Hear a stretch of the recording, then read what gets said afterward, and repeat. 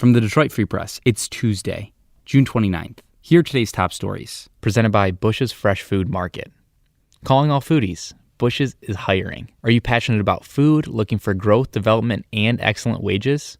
Come grow with Bush's and apply online at bushes.com/join our team. That's Bush's, BUSCHS.com/join our team. I'm Dana Afana with the Detroit Free Press. Mayor Mike Duggan and Governor Gretchen Whitmer are turning to federal support to help reimburse Detroiters affected by flood damage. Governor Whitmer issued a state of emergency, the first step to securing federal aid, and both are preparing a case to the White House that Detroit is facing a major disaster. If the president declares a major disaster, FEMA funds are unlocked, and what that means is that individuals who lost property, who had damage to their homes, can get a significant amount of federal reimbursement. Officials cited rainfalls too heavy for the city's infrastructure to handle, but the governor is blaming underinvestment in our state's infrastructure and is pushing for more. This is Neeraj Warikoo of the Detroit Free Press with news on flooding in a Detroit suburb. The city of Dearborn was hit hard with heavy rains over the weekend, leading to its worst flooding in 7 years. Hundreds of homes were damaged as residents raised questions about why the city's systems failed to protect them. More than 7.5 inches fell in Dearborn, about 2 inches more than what it saw in 2014.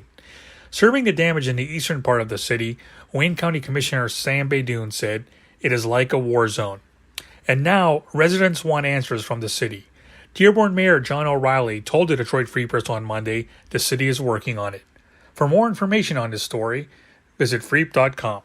I'm Frank Witzel with the Detroit Free Press. Trash pickup already was a problem in Metro Detroit, and then came the flooding. Earlier this month, trash began to pile up as waste contractors struggled to find workers to pick it up. The weekend downpour that flooded freeways and hundreds of basements could create an even bigger problem for some municipalities, although for now, many officials said they're hoping it won't be. In addition to a nationwide worker shortage, Metro Detroit communities are facing forecasts for this week calling for even more rain, which could lead to even more flooding.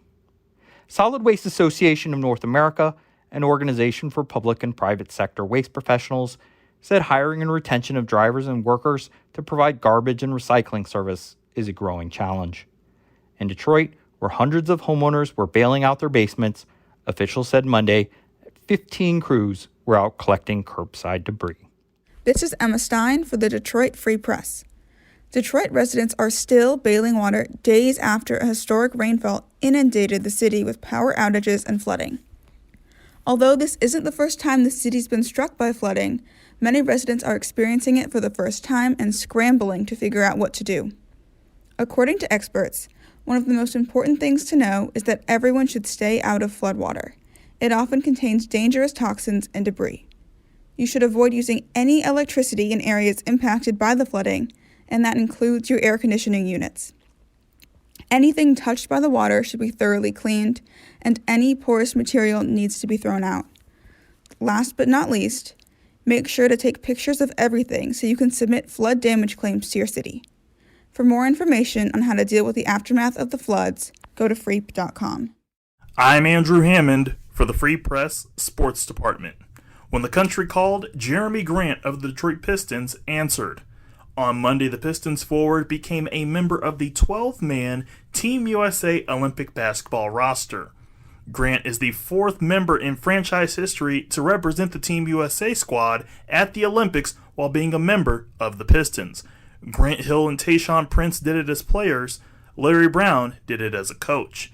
Grant joined superstars Kevin Durant, Damian Lillard, Devin Booker, and fellow Michigander and Spartan great Draymond Green on the squad. Training camp for the 2021 Tokyo Games begins on July 6th in Las Vegas. The first game in Olympic action for Team USA will be July 25th at 8 a.m. Eastern against France. For more stories from the Detroit Free Press, be sure to check out freep.com. That's FREEP.com. If you're a fan and want to support our quality local journalism, subscribe. Go to freep.com/special offer.